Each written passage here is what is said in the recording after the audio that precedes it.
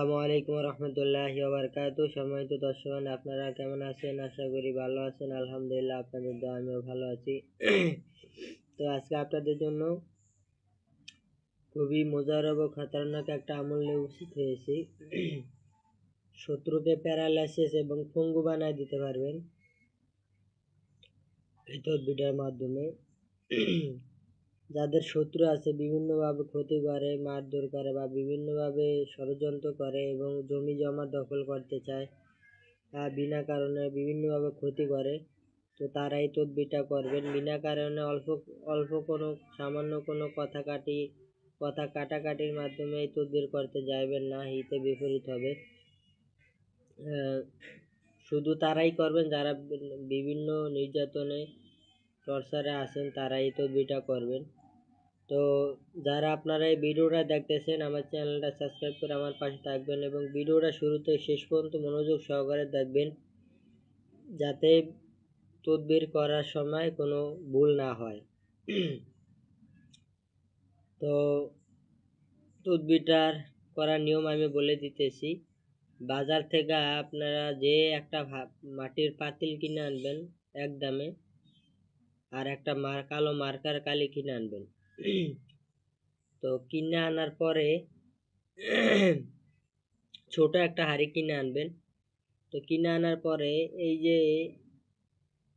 2 দিন, শনিবার অথবা মঙ্গলবার, শনিবার দিন সবচেয়ে ভালো হয়। মঙ্গলবার দিন আপনি যে কোনো সময় লিখতে পারেন, বা শনিবার দিন সবচেয়ে উত্তম হয়। শনিবার সূর্য ওঠার থেকে 9টার ভিতরে এই তদবিরটা করবেন।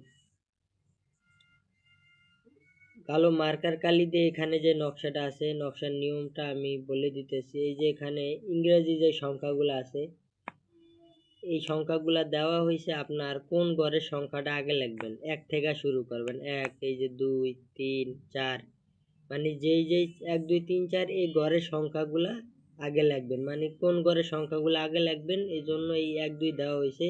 তো নকশা লেখার সময় এই আরবিতে বাংলা ইংলিশে যে অক্ষরগুলো দেওয়া আছে এটি লিখবেন না, এই সাইডে যে অক্ষরগুলো দেওয়া আছে এগুলা লিখবেন।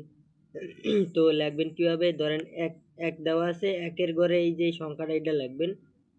তো 2-এর ঘরে দেওয়া আছে এই সংখ্যাটা, এটা লিখবেন। এই 2 লিখবেন না, এটা লিখবেন না, এটা লিখবেন। মানে আপনি দেখে দেখে যে ঘরের সংখ্যাটা আগে দেওয়া আছে এটা লিখবেন। তারপরে এই 3 ঘরে এটা লিখবেন, এই 3 লিখবেন না, এটা লিখবেন। এভাবে 16 ঘর পর্যন্ত এই নকশাটা আপনারা পূরণ করবেন।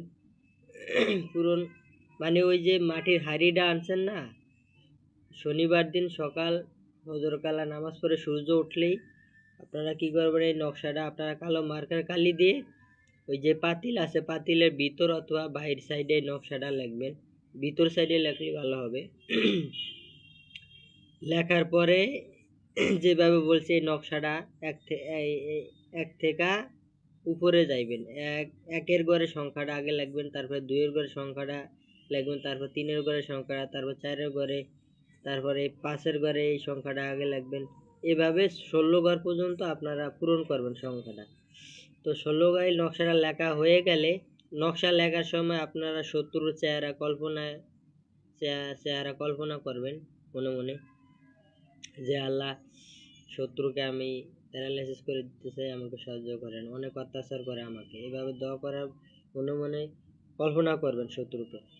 তো নকশাটা লেখা হয়ে গেলে নকশার নিচে শত্রুর নাম লিখবেন, যাকে আপনি প্যারালাইসিস করতে চান। যাকে আপনি প্যারালাইসিস করতে চান তার নাম এখানে শত্রুর নাম লিখবেন। ঠিক আছে, এই যে এই সাইডে শত্রুর নাম, তারপরে মাঝখানে যদি শত্রু ছেলে হয় মাঝখানে বিন, বর্ষা বিন ও বিন লিখে তারপরে শত্রুর বাবার নাম লিখবেন। আর শত্রু যদি মেয়ে হয়ে থাকে তাহলে এখানে মেয়ের নাম লিখবেন, তারপরে বর্ষা বিন ও তয়কারেতে বিনতে লিখবেন, তারপরে মেয়ের মার নাম এই সাইডে। তো নকশাটা এইভাবে লেখা হয়ে গেলে তখন এই নকশাটা আপনারা কি করবেন, কোনো নির্জন স্থানে, যে জায়গায় মানুষের চোখ পড়ে না, সচরাচর যায় না, ওই জায়গায় যে আপনারা এই পাতিলটা পুঁতে রাখবেন। আর যখন যাইবেন কারোর সাথে কথা বলবেন না, এবং এটা সুন্দর করে পুঁতে আবার মাটি দিয়ে আপনারা আবার ফেরত চলে আসবেন, কারোর সাথে কথা বলবেন না, একদম বাড়ি চলে আসবেন। তো দেখবেন ইনশাআল্লাহ তারপরেই দেখবেন শত্রু আস্তে আস্তে প্যারালাইসিস হয়ে যাবে, হ্যাঁ, শত্রু পঙ্গু হয়ে যাবে, আপনার দুর্বল হয়ে যাবে। ঠিক আছে, তদবিরটা করবেন, আশা করি ফায়দা পাবেন। তবে বিনা কারণে কাউকে ক্ষতি করার জন্য তদবিরটা করতে যাইবেন না। তো আশা করি বুঝতে পারছেন। তো এতটুকুই। আসসালামু আলাইকুম ওয়া রাহমাতুল্লাহি ওয়া বারাকাতুহু।